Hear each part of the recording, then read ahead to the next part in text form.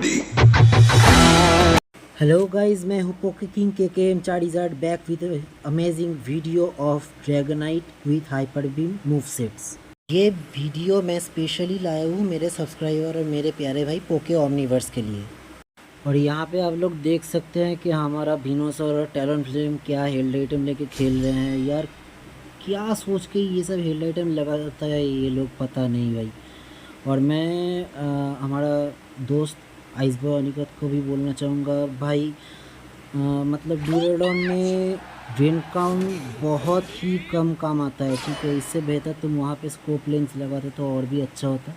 लेकिन खैर मेरे दोस्त ने ये वहाँ पे अच्छा ही खेला था। शुरुआत में थोड़ा सा प्रॉब्लम था, लेकिन बाद में उसने बहुत अच्छा खेला और टीम को कैरी भी करवाया मेरे साथ। मेरे लिए इस गेम में सबसे बड़ा चैलेंजिंग ये था कि मुझे एक्चुअली यहाँ पे खेलना था हाइपर बीम और ड्रैगन डांस के साथ, क्योंकि एक्चुअली मैं ज़्यादा प्रेफर करता हूँ आउटरेज वाला मूवसेट। तो थोड़ा प्रॉब्लम मुझे यहाँ पे फेस करना पड़ा, क्योंकि मैं हाइपर बीम से यूज्ड टू हूँ नहीं।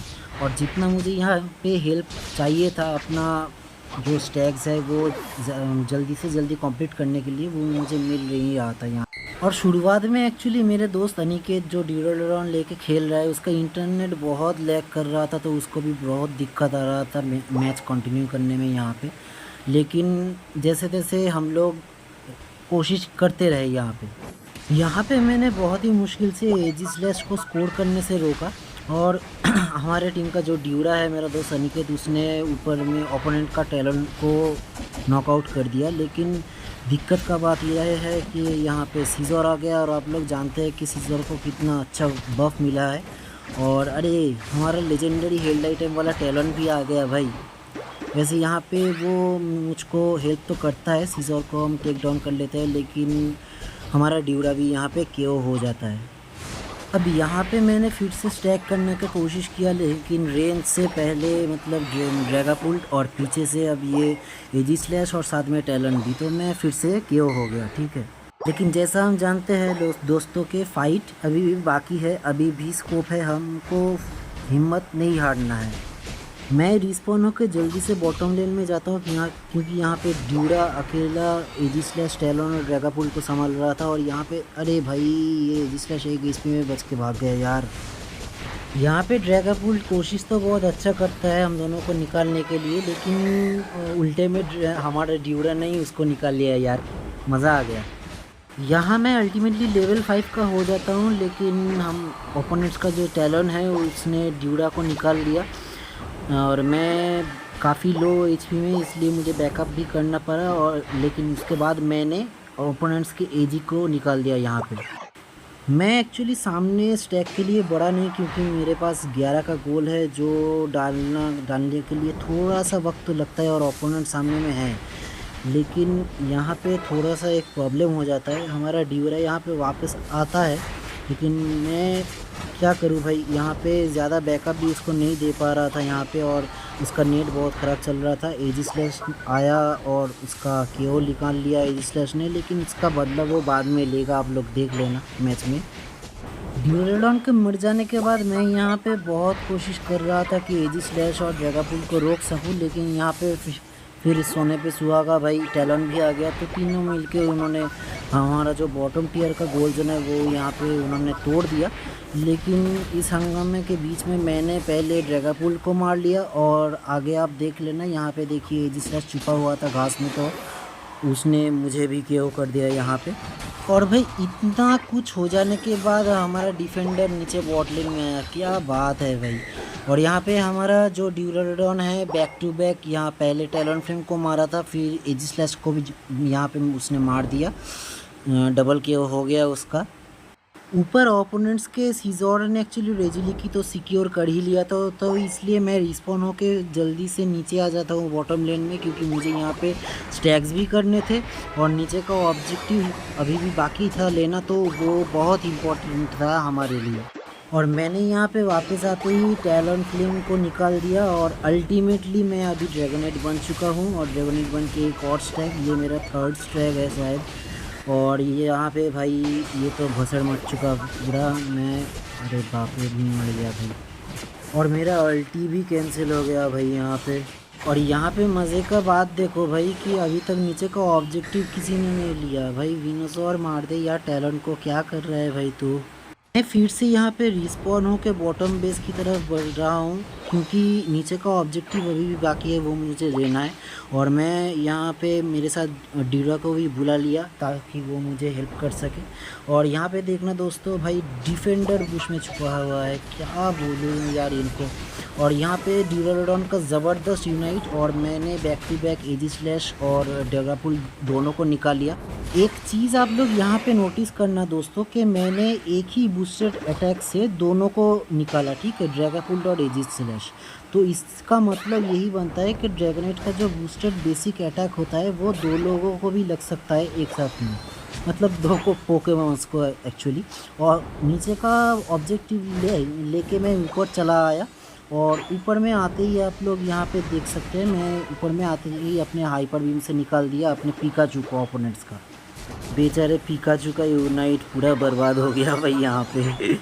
अब तक हमारा जो फ्रेंड है यहाँ पे खेल रहा है मेरे साथ, आइस बॉय अनिकेत, जो ड्यूरा लेके खेल रहा है, इसको बहुत लेवल अप भी मिल चुका था और हमने बिल्कुल वक्त बर्बाद मत करके यहाँ पे इंस्टेंट रेजिलिकी को मेल्ट कर दिया।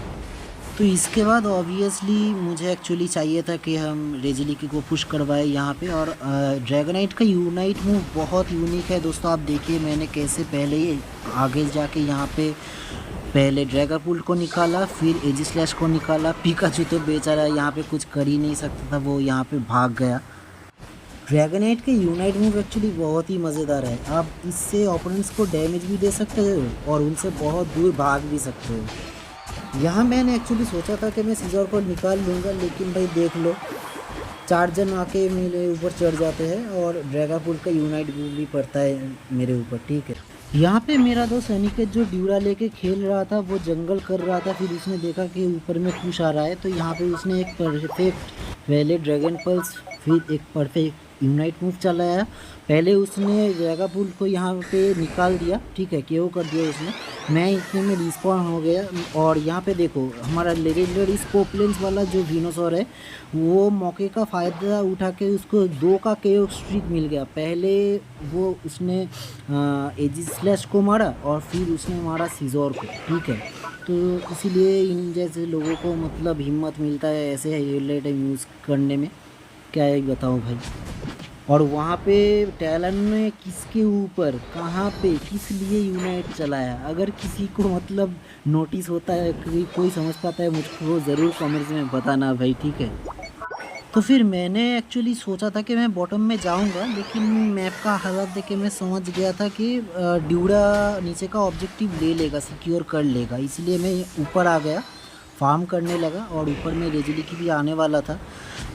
मुझे ऐसा तो नहीं लग रहा था कि रेजिलिकी हम ले पाएंगे, लेकिन ऊपर में एजी स्लैश था ओपोनेंट्स का, तो इसलिए मैं ऊपर में रुका रहा। मैं एजी स्लैश को रोकना चाहता था, रेजिलिकी डिफेंड करना चाहता था ताकि उन्हें रेजिलिकी नहीं मिले। तो मैंने यहाँ पे जैसे भी हो एजी स्लैश को कैसे भी करके यहाँ पे मैंने रोक लिया। और अब यहाँ पे दोस्तों शुरुआत होने जा रहा है फाइनल स्टेज का। यहाँ पे एजी स्लैश ने अपना यूनाइट भी वेस्ट कर दिया, कोई काम में नहीं आया। तो मैं यहाँ पे रेक्वाजा आ गया था, इसलिए मैंने पहले बैक टू बेस किया। और हमको रेक्वाजा एक्चुअली चाहिए ही था क्योंकि हम लोग ज़्यादा लीड में थे नहीं। तो मैं रेक्वाजा की तरफ बढ़ रहा था थोड़ा थोड़ा करके। मैं ब्लू बफ लेते हुए मैंने देखा कि एजी स्लैश और पिकाचू ने ओपोनेंट का उन्होंने रेक्वाजा को लेना एक्चुअली स्टार्ट कर दिया था यहाँ पे। लेकिन मेरे सामने आते ही दोनों के दोनों ने बैकअप कर लिया यहाँ पे। और सीजोर मेरे तरफ बढ़ ही रहा था, वो भी शायद रेक्वाजा स्टील करने का कोशिश करता, लेकिन हमारे ड्यूरालोडॉन ने, मेरे दोस्त ने, आइस बॉय अनिकेत ने वहाँ पे रेक्वाजा ले लिया। और आप लोग देख सकते हैं कि यहाँ पे मैंने मेरे यूनाइट मूव का कैसे फ़ायदा उठाया, ठीक है, कि मैं सीधा चला गया उनके गोल जोन में, क्योंकि मेरे पास 50 का गोल भी था जो कि 100 का हो गया। और ड्रैगनेट का यूनाइट मूव इस तरह से काम में आता है। और फिर मैं बैक टू बेस कर गया क्योंकि मुझे कोई रिस्क नहीं लेना था। मैं बस इसके बाद डिफेंड करता रहा हमारे गोल जोन्स को, ठीक है। दोस्तों मैं यहाँ पे हाइपर बीम लेके इस गेम में तो खेला, ये बात सही है।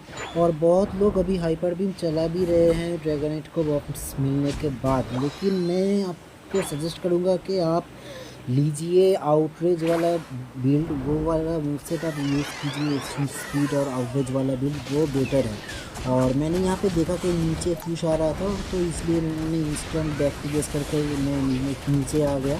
और यहाँ पे आके ही मुझे पहले ही सीजर का मुझे किल मिल गया। यहाँ पे ये देख सकते हैं आप, ये सीजर को मैंने यहाँ पे निकाल लिया। लेकिन मैं नीचे आते आते मैं देखा कि मिनी मैप में कि ऊपर में टैलन पहुंच चुका है और उसने ऊपर में ये देखिए 64 का गोल कर दिया। भाई कहाँ कहाँ पे जाऊँ और किसको रोकूँ भाई, आप बताओ।